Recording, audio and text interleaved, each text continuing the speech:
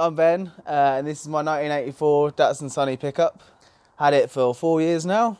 Got it as a complete bare shell restoration project. Took it on really because I wanted a challenge. It was definitely challenging. I didn't start driving until I was about 21, or didn't get my first car until I was 21 after uni, and I got a Mazda MX5. As with all of them, it was just a piece of Swiss cheese, rusty and everything. And then I sort of wanted to move on to something a bit more challenging and another car really. So yeah, that's sort of where it all started, and yeah, now never been financially stable since. So after sort of thinking, oh, I'm kind of done with MX5s, I was looking at sort of pickups. I always thought they were pretty cool.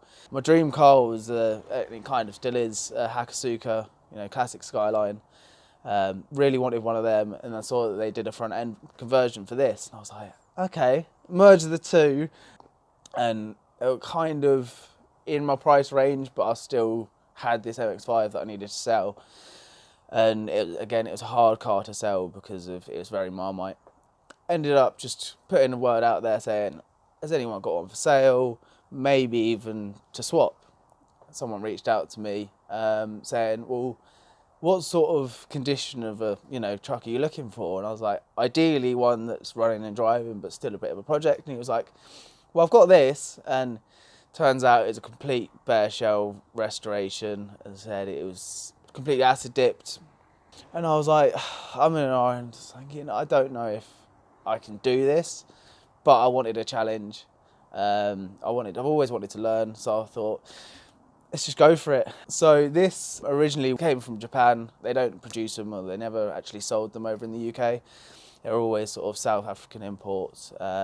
And Asia, Japan, that sort of thing. So this was originally a farm truck or something like that, and then was bought by a Japanese guy and then turned into a show car. So it's imported basically as a show car. It's been lowered slightly anyway. It was on long champs, really nice, really clean paint and everything like that. And then the previous owner found a couple of specks of rust and wanted the cleanest one in the UK. It probably was the cleanest one in the UK at the time, but he was probably a bit of a perfectionist like me. So decided to acid dip it, and then kind of regretted it, I think. Turns out the bodywork underneath was shagged. It was dreadful. The arches had been pulled, both front and rear, so all the bodywork was completely warped. There was some rust that had been sort of covered up by fiberglass filler repairs and things like that. And it had a bit of welding done in the past by the previous owner, or Garage 21, who did the work. So they shaved the lip off the bed. So it used to have hooks and a lip on the bed. That's been taken off. They stitch welded the whole chassis and started to do a couple of the little sort of repair jobs on it. I don't think he had the money or sort of the means to just carry on with it really, and wanted something else. So yeah, so then I took it on and went from there, but that's all I really know from the history of it. What have I done? What haven't I done? So yeah, when I got it, everything needed to be done, basically. I started essentially with having to paint all the box sections and make sure that, because it was acid dipped, if you didn't do any of the painting of the box sections or interior sections or all of that, it would just rust. So painted all those and waxed them all and everything, made sure it was all good. I had to paint the underside, make sure that was all sound and everything. I bought a welder, started welding, doing some patch repairs and things like that. And then basically just was working on the bodywork, what I could work with, and thought, ideally this needs new rear quarter panels, but I didn't have the sort of confidence to do them yet. And I thought, well, I'll try and, just work with the filler, see what I can do. They essentially needed 1-inch filler on, and I wasn't prepared to put that much filler on a car that I knew deserved more, essentially. So I ended up basically just running it in epoxy primer, going to shows like that after basically chucking the engine in and making it all nice. The engine bay was mint, interior was mint, exterior was basically just an epoxy primer, and just drove it as it was. It got a lot of attention for what it was, and I think that's mainly because there's hardly any of them in the UK. you know, you don't really see them. It's good fun. And then, yeah, then I think after about 2 years, I was like, right, okay, now it's time to tackle the exterior of it, because engine was running sweet, underside was all painted and looking lovely, interior, it needed some interior, it was all stripped, but it, you know, it looked all right. So then I thought, right, let's tackle the exterior. I then ended up buying some new rear quarter panels from, I think, Bulgaria or somewhere like that, and took on the task of actually cutting the whole rear quarters out. And once I'd done that, I thought, right, there's no going back. Also thought, how am I even going to do this? But yeah, whacked on new rear quarter panels, new wings, new bonnet, things like that, and basically just made sure that what I could replace, I could easily just replace and just start afresh, because I said the arches had been pulled, which meant that the whole thing sort of went in, the whole side panel went in and just caused headache. I then decided to put on the rear, the wide arches. Thought, was umming and ahhing about it, wasn't sure whether I wanted to do them, but then it almost sort of kind of seemed easier to do them rather than not. And again, it was something that I hadn't done on a car before. I hadn't done a wide arch kit. And this, basically I bought this just to test myself and try out things that I hadn't done before. And then basically spent probably about a year doing all the prep work and the paint work and everything like that. I painted the engine bay and the interior myself. I did all the prep for the exterior myself, but unfortunately in this garage, it's not big enough to paint the whole car. So I took it to my mate to paint, and he's done a great job. In terms of like the design, I always wanted to go for a sort of I didn't want to go for just a solid scheme, solid paint scheme. I always wanted to be a bit different. You know, I was just Googling some sort of retro paint schemes and things like that, and took inspiration from like the old school Datsun BRE, I think it is, racing team livery. Took these two colours that I thought complemented each other. So original Datsun white, and then Millennium Jade. Just decided to sort of mask it myself. Bit of a nightmare doing, wouldn't advise, but it was, you know, definitely a learning curve. It's all painted on. It's not sort of a vinyl or sticker or anything like that. So with the car, I actually got a load of boxes. You know, it came on a trailer as just a shell, but in these boxes was all of the chrome work, all the grills and everything. So I was lucky in that sense. It came with some really nice parts, and they were actually all in pretty decent condition. The only thing that I've really changed or didn't come with the car, other than, you know, the arches and things like that, was this bumper. So this bumper's off a Daihatsu Mirror originally. It did actually come with the car, but it was just a completely standard Mirror bumper. It's something that they do over in Japan quite a lot. I was unsure whether I was going to fit it. As I said, I was thinking about doing a Hakko front end, but they're about £4,000, £5,000 imported. And then after sort of doing the front end and having sort of it the way it was, I was like, actually, I'm really liking sort of just a stock form. Lined the Mirror bumper up, and I thought, actually, no, this could look really cool. So I decided to modify it slightly. I cut out the whole front grille of it, and actually fiberglassed in a Mark II Golf front grille. And also fiberglassed it around the edges, so it sort of meets up well and sort of flows with the body arch, you know, the arches and everything like that. Or it came with a steering wheel, but the steering wheel was about that big, a small little Japanese one. It didn't come with a bonnet, so finding a bonnet was a bit hard, but managed to find one. It's hard to find parts for this car, if I'm honest. It's one of those where everything comes from overseas, really. You know, sometimes you're lucky with finding bits because these came as coupes and sedans in the UK, so sometimes you'll be lucky, but the majority of the stuff, especially the new stuff, you've just got to buy online. So the interior is it was pretty stripped. It's now a little bit neater and a little bit sort of tidier. It came with the Datsun competition seats. They're not big at all. I struggled to fit in them, and I'm not sort of that big. You just sort of got to shimmy in. But yeah, so I've thought numerous times whether to change up the seats, but they're just so sort of, in suiting with the style and everything, that I just sort of, you know, wanted to keep it. Other than that, it's got sort of just a Momo prototypo steering wheel, custom dash trim, so it's got sort of the AFR gauge, oil pressure and boost gauge, and then other than that, it's pretty minimal. So, I mean, in terms of the carpet, I made this all myself. I just bought some standard carpet, sort of automotive carpet, and trimmed it myself. Door cards came with it. The roof liner I also did myself. Not an easy job, but I think I've done all right. And yeah, it's a nice-ish place to be, but it's definitely full of the rattles, and yeah, it's very minimalist, but it's an old car at the end of the day. It originally came with a 1.2. Came actually with Solex twin carbs when I bought it. Really cool setup. I decided that I wanted to completely sort of go with a really minimal shaved bay, and ran the 1.2 on Solex twin carbs for a while. They sounded amazing, and it was a really, most of the time it was reliable, but with carbs, as with anything, you've always got to tweak them. Occasionally it would spill fuel on you know, the engine bay, and it's just a bit of a nightmare.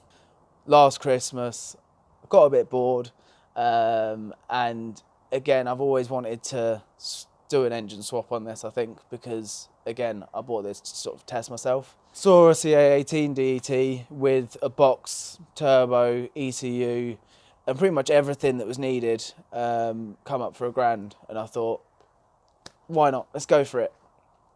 I actually sold my engine and the carb setup and the box and everything for $1,000 as well. So I thought, actually, this isn't going to cost too much. This might be quite, you know, a cheapish swap. Turns out I was very wrong. I don't know how much it's cost me in terms of the engine swap, you know, all in probably about $2-3 grand. It just snowballs and you think, where's all my money gone? I don't know. But yeah, so I was sort of just working out how to fit it in, really. I did all the work myself, so custom subframe. So basically just measured up the mounts and to get the engine sitting in there all right. It was a lot of trial and error, a lot of swearing, a lot of what am I doing.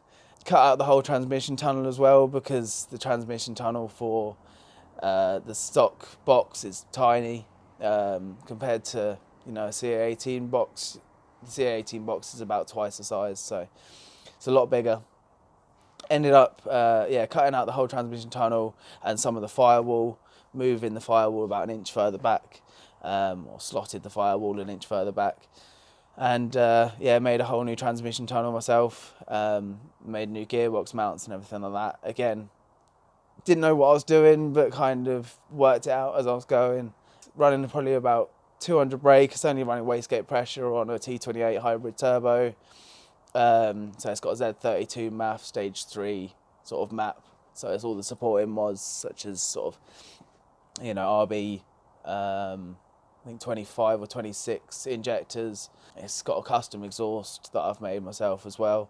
Again, didn't really know what I was doing, but sort of made it, and it worked out well. So that's where we're at with the engine, really. In terms of what other mods it's got, it's wheels and tyres. Tyres aren't really great. Just the Toyo Proxy CF2s, kind of budget tyres, only like 40 quid a corner, but they actually grip surprisingly well. I actually wanted some R888s on there before, because I kind of preferred the chunkier look. Issue is that fitting them in the arches was going to be a nightmare, and they did some on the right size, but by the time that I wanted to actually buy them, they discontinued them, so I could never actually get them. So I'm running a bit more stretched than I wanted. I think they're running sort of 185 55s on a 9J, so there is a bit of stretch, and at the moment it's only on some JR19 wheels. I know there's a lot of hate on rep wheels and things like that, but for me, I didn't want to spend a load of money on wheels, especially seeing as I knew that they might not fit. Like, I bought these 14x9 minus 25 back, like rears, and then I think 14x8 minus 12 or something on the fronts, and I thought that would be fine. Turns out that the kit's a lot wider than I thought, so actually I'm running 50mm spacers on the rear, that I know a lot of people are going to say, oh no, don't, you know, how dangerous spaces. That, you know, they're not. As long as you buy decent spaces, you know, I've never had an issue with them. And then the fronts, I ended up having to also match the rears with the 14 by 9s, and they've got like a 10mm shim as well on. Ideally, I'd love to whack some SSR Mark IIs on. They're my dream wheels, but again, it's all money. It's one of those where, do I spend that money on a standalone ECU, or do I spend them on wheels that just look a bit different? Yeah, okay, they're better quality, but you know, I don't know. We'll see how it goes. But I could easily spend another 10 grand on this, and it still wouldn't be where I want it to be. So the purpose of the car now is really just to have fun. It wasn't ever built as a show car, but me being a perfectionist, or trying to be a perfectionist, I'm never really happy with things. I've gone to shows and stuff, and I, went to quite a few shows last year with the 1.2 Solex twin carb setup. Won a few shows there, not best of show, but the top 10 things, and I was quite overwhelmed with what people thought of the car. It's one of those where I sort of sit back and go, I don't really know how I've done this, and it's actually quite a proud feeling. One of those where now it's used and abused quite a lot. With car shows now, I like going to them, but I think they stress me out quite a lot. This car will never be up to the sort of standard I want it, I think. It's got a few stone chips here and there. So really its true purpose now is just to use and abuse and have fun in, really. It's basically a toy. But I do want, I always look for excuses to just drive it, and just go to shows, and going to shows is the main reason it gets used, really, and it gets driven to shows. People have said, oh yeah, but if this is broken, just trailer it. No, it's not for me. When I go to a show, I want to drive it and enjoy it. So yeah, it just gets driven, really, as much as it can. But unfortunately, it can't really be dailied because it's got no boot or anything like that. So yeah, it's kind of just a toy, really, at the moment.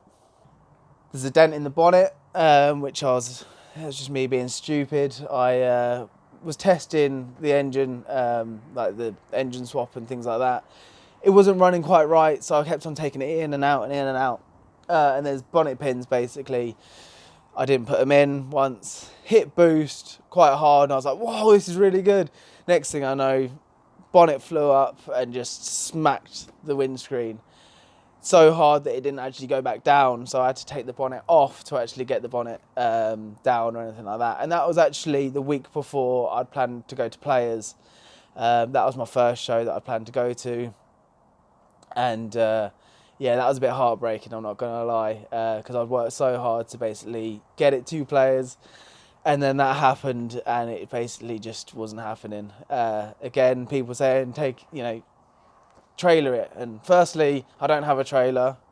I'd spent all my money on this, so I couldn't afford a trailer to actually take it there. And again, I wanted to drive it. So the biggest difficulties with this were kind of learning to paint and learning how the paint reacts, especially with things like seam sealer. When I started sort of painting this, I'd had to repaint it sort of 2 or 3 times because things like the epoxy and the high build primer cracked on the seam sealer, so it was almost, you have to strip it all down again. And it was times where I thought, why am I doing this? And I just kind of wanted to burn it and just sort of be done with it. Things like the bumper as well, there was a lot of frustration with that. Again, mainly with cracking of seam sealer. Turns out I hate seam sealer. I just don't get on with it at all. Obviously it's needed with some things, but it's just a whole learning curve of what products to use, what products not to use. The engine swap was definitely a challenge as well. I put the engine in. I was like, yeah, I think that's straight, just with all the spirit levels and measurements and everything like that. And then next time I did it, it was completely off. It's one of those where my background isn't cars at all. It's not what I do for a living, it's just a hobby. I just had to take a step back and think, look, you're doing this for yourself and to better yourself and you know, your skills, just calm down, because it's, you know, it can be very frustrating.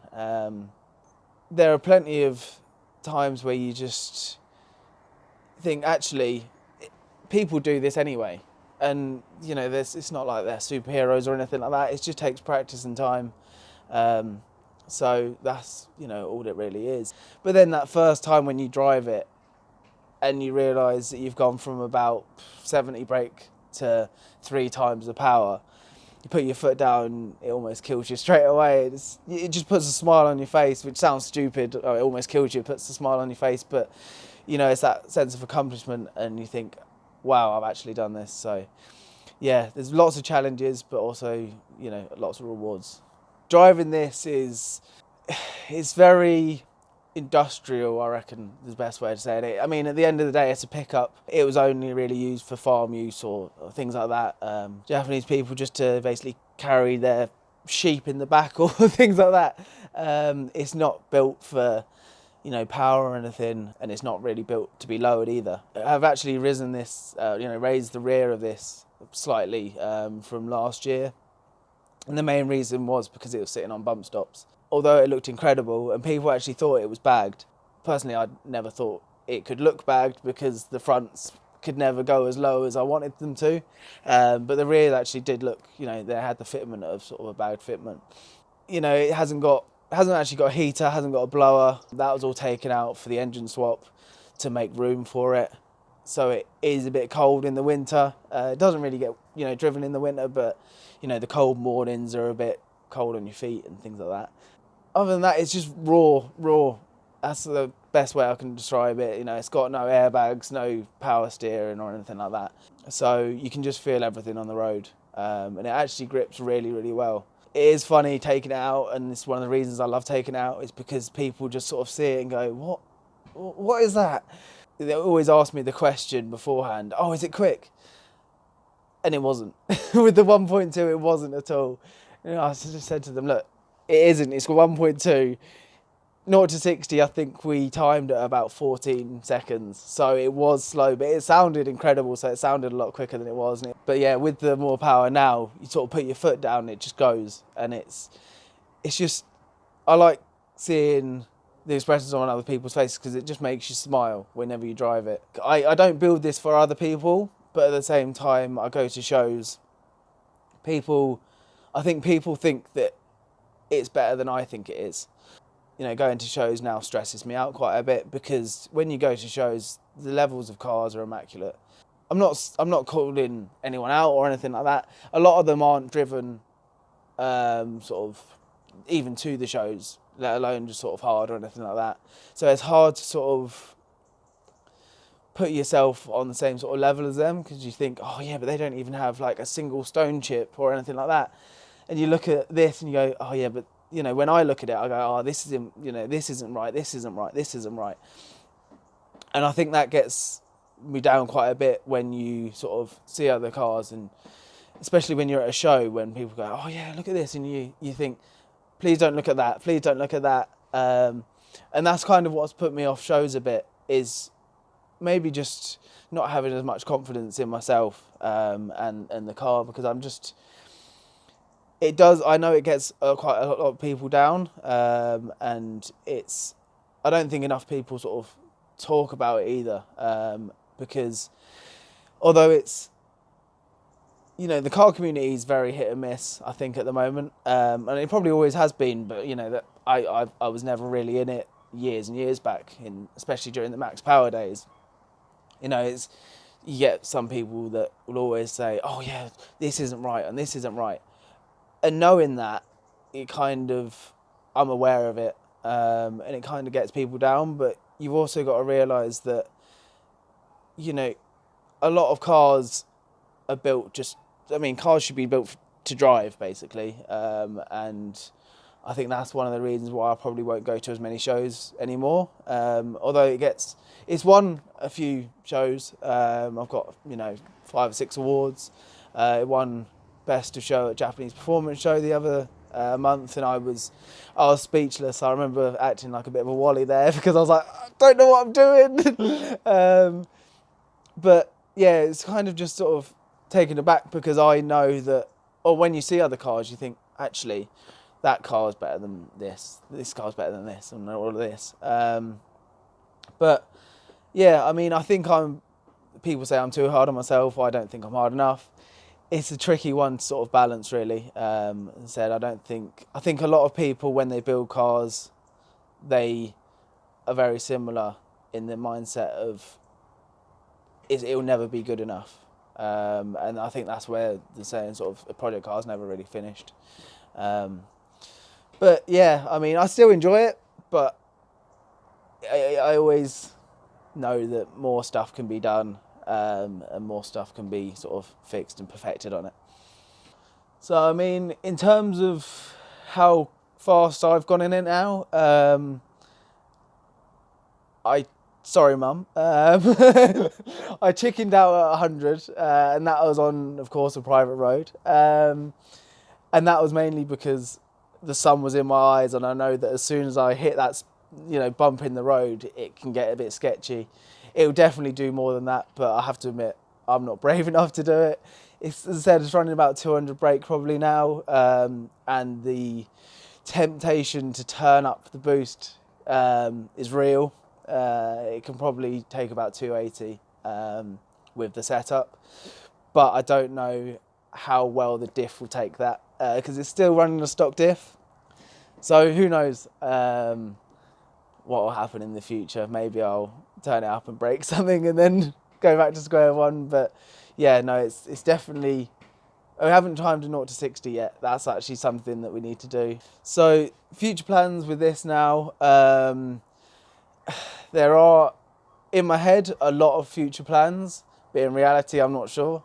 I have to admit that now it's got to a point where, as I said, I want to potentially move on to the next project. The main reason being is because, I don't know, I don't drive it as much as I want to. As I said, I want a car that I can use, abuse, and I can basically daily. I'm kind of done with the whole show cars things because, as I said, they stress me out a bit too much. So I'm actually thinking of, moving on soon. So it is actually for sale now. Yeah, we'll see. I mean, as I said, I want to upgrade some things in the future anyway. So, I'm in no rush to sell it at all. But if someone does, give me the right offer or, wants it, then I'll definitely be sad to let it go, but it's one of those where I think it's time to move on. I think I actually enjoy building cars more than driving them, which sounds a bit stupid because I'm actually building a car that I can drive more. But I think that is the main reason, because this doesn't get driven enough, because I can't really feel like justifying it as a daily. Yeah, so just next plans, I think probably just another car, and God knows what that is yet. I've got some ideas, but yeah, we'll see.